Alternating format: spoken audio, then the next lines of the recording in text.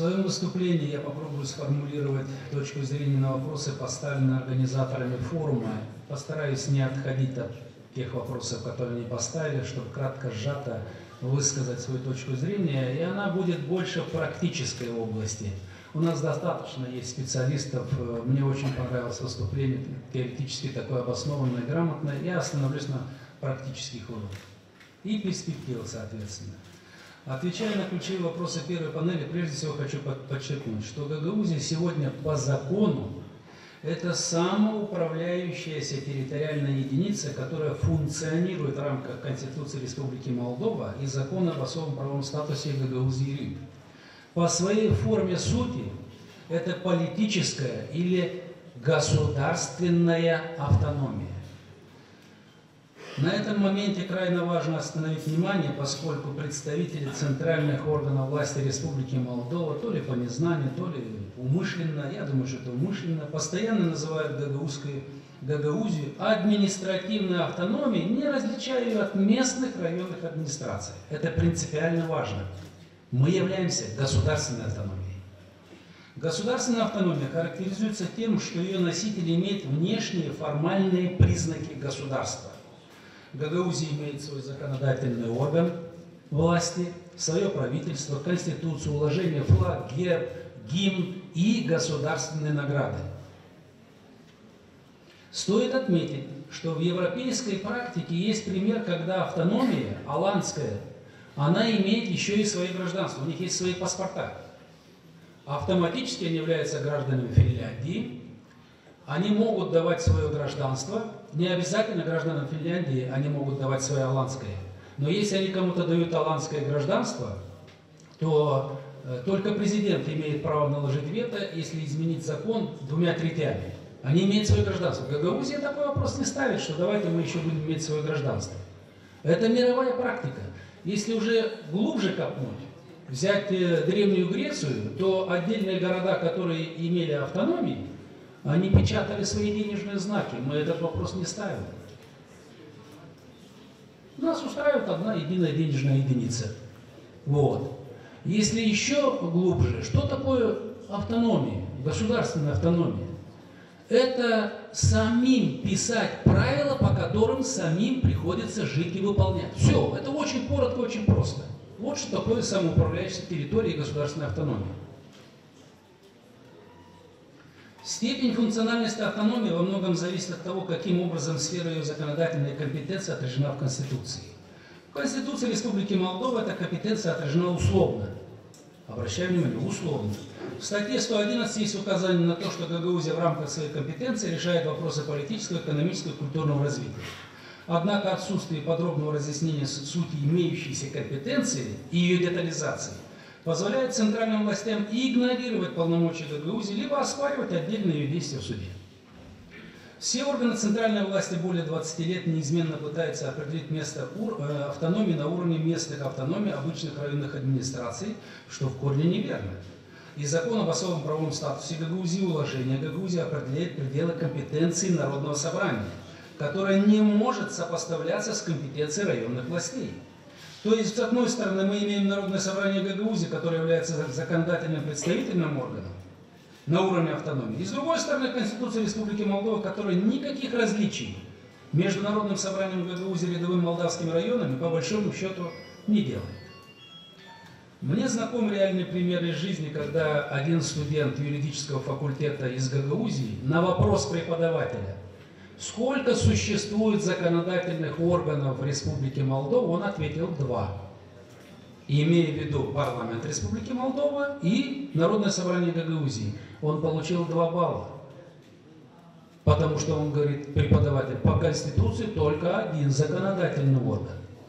Возьмите на заметку, эксперты парламента Республики Молдова.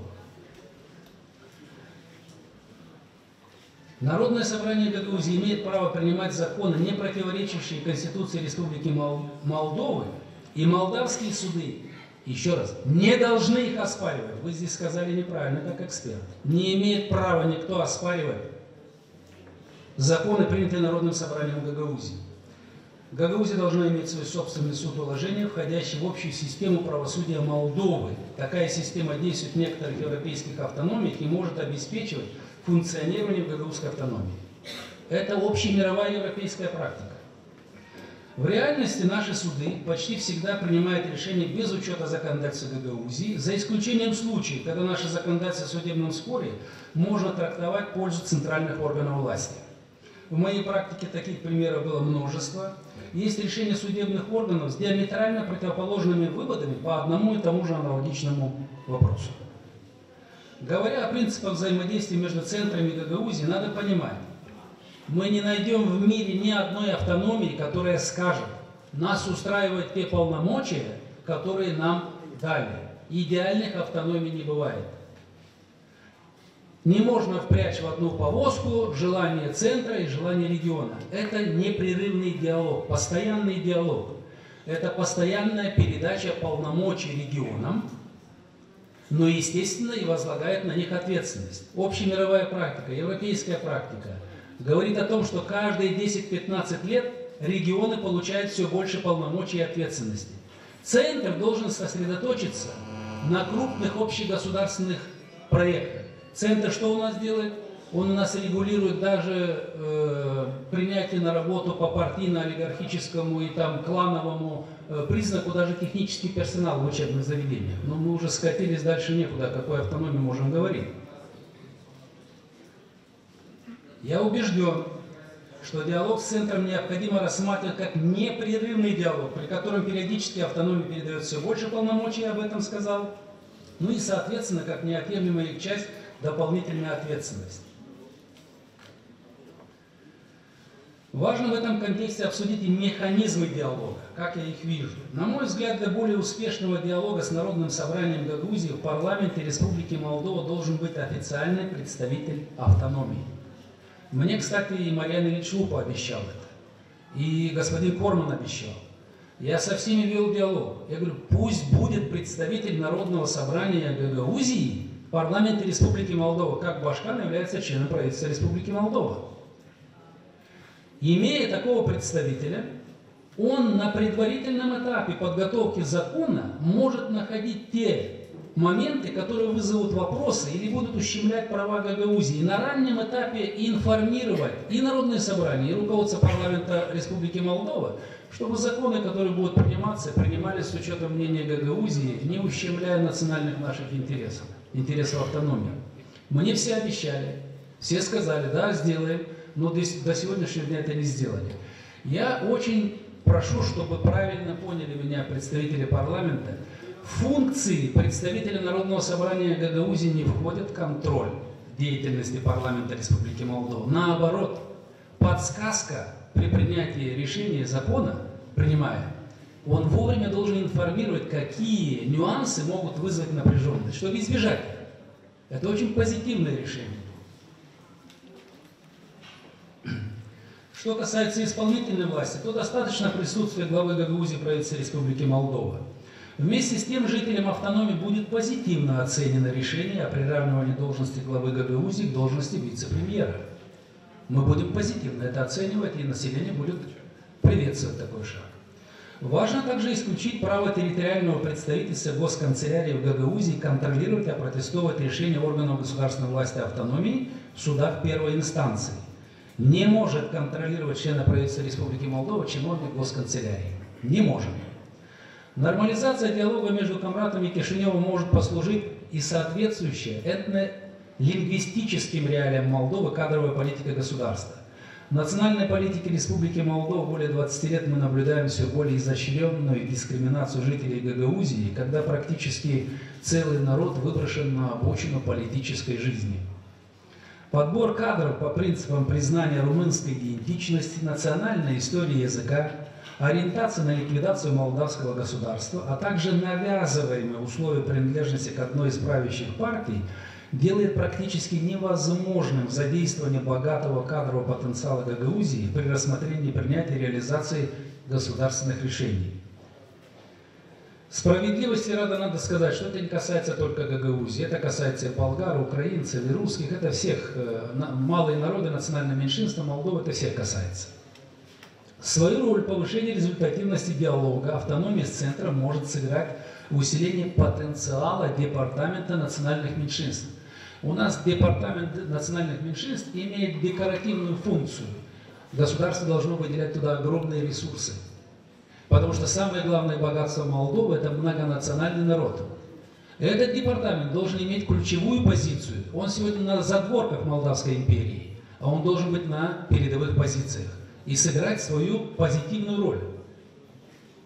Хотел бы остановиться на проблемах расхождения в оценке политических перспектив молдавской государственности между политическими элитами Гагаузии и Молдовы.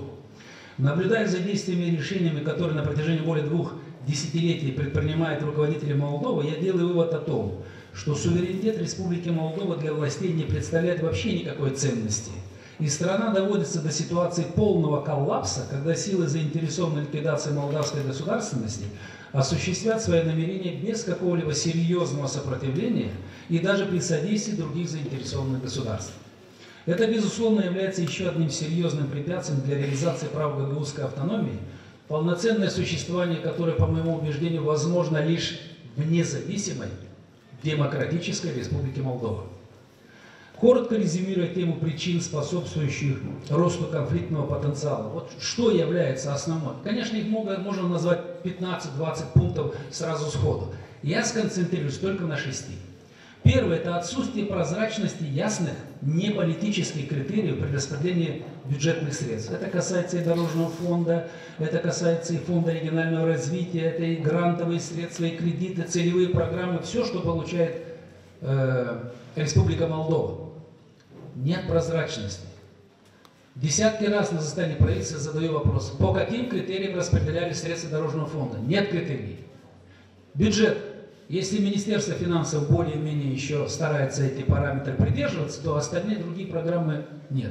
Мы говорим, ну хорошо, но хотя бы один критерий примите. 5% средств запроектируйте по вашим программам, по вашим правилам, чтобы они шли на территорию автономии.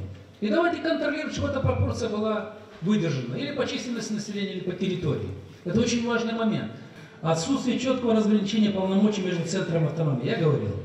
Регулярные открытые призывы политики, вот что больше всего возмущает гагаузскую элиту, что возмущает. Регулярные открытые призывы политических деятелей Молдовы к ликвидации государства путем его присоединения к соседнему государству. Мы это вообще не понимаем. Вы найдите хоть одного жителя Гагаузии, который говорит, давайте ликвидируем, значит, Республику Молдову. Вы не найдете. Все 160 тысяч гагаузов с утра до вечера говорят, давайте сохраним молдавскую государственность, давайте объединимся с Приднестровьем, давайте построим правовое государство, давайте построим демократическое государство. В то время как политическая элита открытым текстом говорит, надо ликвидировать несостоявшийся проект, и на этом все. Это разные подходы. Конечно, это будет конфликт. Диаметрально противоположные точки зрения на будущее государства. Дискриминация населения автономии в центральных государственных учреждениях по языковому и национальному признаку. За годы работы в должности Башкана Гагаузии я получил сотни таких писем. Я переправил все эти письма министерствам, особое было это Министерство здравоохранения. Везде я получил только один стандартный ответ. Информация, изложенная вами, не соответствует действительности. Это человек, который столкнулся с дискриминацией, написал на мое имя письмо. Мы провели расследование, подтвердились эти факты. Я их отправил в Кишинев, и оттуда пришел ответ. Не подтвердилось. Ну о чем еще говорить? В завершении своего выступления тезисно обозначу ключевые выводы. Первое. Создание оптимальных условий для полноценного функционирования гагаузской автономии может быть достигнуто в рамках непрерывного диалога с центром. Только демонстрируя добрую волю и взаимоуважение, мы можем добиться поставленной цели и избежать острых конфликтов. Скажу так, лучше много лет сидеть за столом переговоров и долго договариваться о чем-то, чем один день хорошо поконфликтовать. Второе. Принципы административной и финансовой децентрализации, которые продвигает Гагаузия, являются прогрессивными для нынешней политической системы, которая в своем развитии отстает от западных стран примерно на век. Данные принципы соответствуют современной мировой, в том числе европейской практике, являются востребованными для обычных молдавских регионов. Третье. Реальные шаги руководства Республики Молдова по превращению Гагаузии в модельный пример решения конфликта объективно могут стать самым убедительным фактором для благополучного решения Приднестровского конфликта. Мы устали это повторять. Покажите на примере Гагаузии, как она будет развиваться и какое отношение центра к нам, и тогда быстрее решится Приднестровский вопрос. Мы устали это повторять. на протяжении более чем 10 лет. Четвертое. Представителям центральной власти необходимо прекратить публичные призывы к ликвидации Молдовы, которые вызывают неподдельное беспокойство в Гагаузии. Все деятели, рискующие призывать к прекращению молдавской государственности, должны попадать под действие Уголовного кодекса Республики Молдова. Пятое. Власти автономии должны в качестве одного из своих приоритетов, я уже заканчиваю, 3 минуты максимум, да, наладить постоянный диалог с внешними партнерами на предмет их содействия в обеспечении выполнения прав Гагаузии. Оценивать соблюдение права автономии могут представители Европейского Союза, Турции, России, миссии ОБСЕ в Кишиневе, эксперты из Венецианской комиссии и других организаций и стран. Конечным результатом участия внешних партнеров может стать создание международной структуры, члены которой обладали бы высоким авторитетом и детальным пониманием специфики отношений между Гагаузией и Республикой Молдова с целью мониторинга действия закона об особом правовом статусе Гагаузии и выполнения решений, принятых сторонами в рамках переговорного процесса. И последнее. Послушав эксперта, значит, у меня есть 2 маленьких добавления, которые идут уже за пределами моего доклада. Первое. Конструкцию, которую мы продвигали на протяжении 8 лет, конструкция отношения Гагаузии с центром и с внешним миром, она базировалась на 3 очень важных составляющих. Первое – это сотрудничество со славянским миром, где у нас одна православная вера, и мы должны сотрудничать с ними. Вторая – это язык, тюркский мир, и мы должны сотрудничать с тюркским миром. Третье – это позитивный опыт, качество жизни, соблюдение прав человека, демократических норм Европейского Союза. Мы нуждаемся в этом опыте, и мы готовы, самое главное, мы готовы его внедрять у себя на территории автономии. Вот эти 3 составляющие для Гагаузии, для стабильности Гагаузии, для обеспечения ее устойчивости государственной, они ключевые и важны. В последнее время я наблюдаю перекос. Мы упустили сотрудничество и с Европейским Союзом, и с Турцией. Это неправильно. Мы должны с ними сотрудничать.